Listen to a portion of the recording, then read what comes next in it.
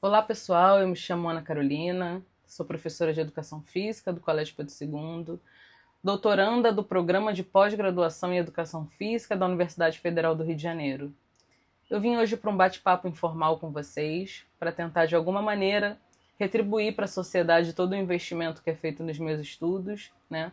Eu venho ao longo dos anos estudando sobre currículo, sobre educação física, e quando a gente fala em educação física, é claro que muitos de nós teremos boas memórias, né, boas lembranças desse espaço, desses lugares.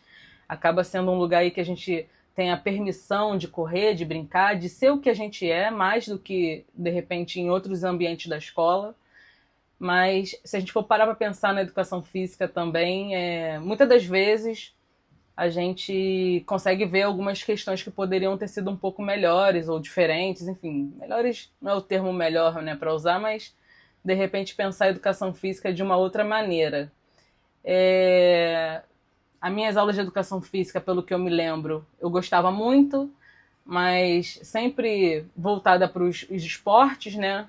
Me lembro vagamente pouco de ter tido uma aula de dança, luta, ginástica, então eu acho que é importante a gente pensar a educação física por aí, né? Que assim, a educação física ela é muito mais ampla do que isso, então quando a gente pensa no currículo da educação física, o que está sendo ensinado para os nossos alunos, para as nossas crianças, jovens e idosos, né? É uma educação física ainda muito militarista, voltada para os esportes, ou outras culturas, como a nossa própria cultura brasileira, também está sendo valorizada no nosso currículo. Então ficam várias dúvidas, questionamentos para a gente pensar a educação física. E quando a gente pensa na educação física, será que todas os corpos, né, as pessoas, as identidades, elas estão sendo valorizadas na educação física? Ou a educação física continua reforçando o estereótipo, né, de homem, hétero, enfim, branco, da elite? Ou será que a educação física, por outro lado, se atenta e se preocupa com as questões de gênero, com as mulheres, né, com as pessoas trans, LGBTQIPNA+, enfim, quais são os corpos que estão sendo aceitos, não é melhor fala, né, mas quais são os corpos que estão habitando e tendo local de privilégio dentro das aulas de educação física? Eu acho que é um pensamento e uma reflexão importante para todos nós. Porque se esses corpos, se as diferenças, elas não estão sendo recebidas, né, acolhidas, valorizadas dentro da escola, então talvez a escola, muitas das vezes, ela também reforce tudo aquilo que a gente não deseja para a sociedade, né? Que são situações de bullying, intolerância religiosa, intolerância, misoginia, xenofobia, homofobia. Então, pensar o currículo, né, pensar o currículo escolar e específico da educação física é pensar que corpos estão sendo excluídos e que corpos estão sendo valorizados nas aulas de educação física, né? As pessoas estão ocupando o mesmo espaço, as meninas estão sendo excluídas, estão ocupando espaço menos estratégico ali nas aulas de educação física, o canto da quadra, né? Elas estão jogando queimado, os meninos estão dominando a aula e jogando futebol.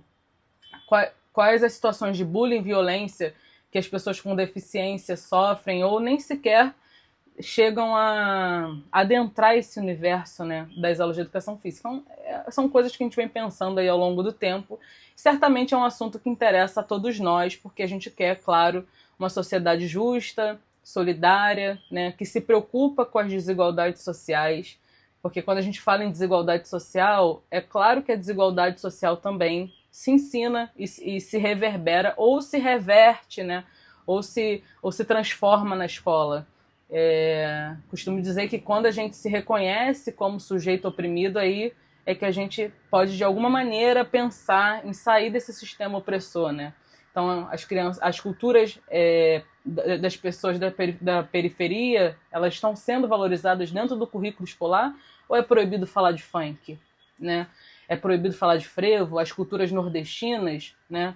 As pessoas que sofrem com xenofobia, então, pensar o currículo, que é o que eu venho estudando ao longo desses anos, o currículo cultural principalmente, pensar como a educação física pode ajudar a nossa sociedade, né, as pessoas, a terem um olhar mais crítico sobre tudo isso que vem acontecendo e como as práticas corporais elas podem ser.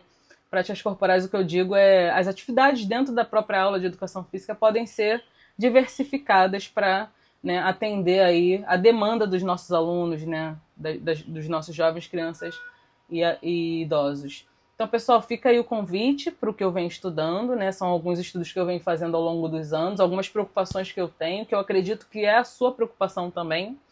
Então, para mais informações, podem me seguir nas redes sociais e espero ter ajudado. Sigam também o grupo de pesquisa Escola, Esporte e Cultura, que é o grupo que eu faço parte e que eu tenho o prazer aqui de estar representando. Abraços.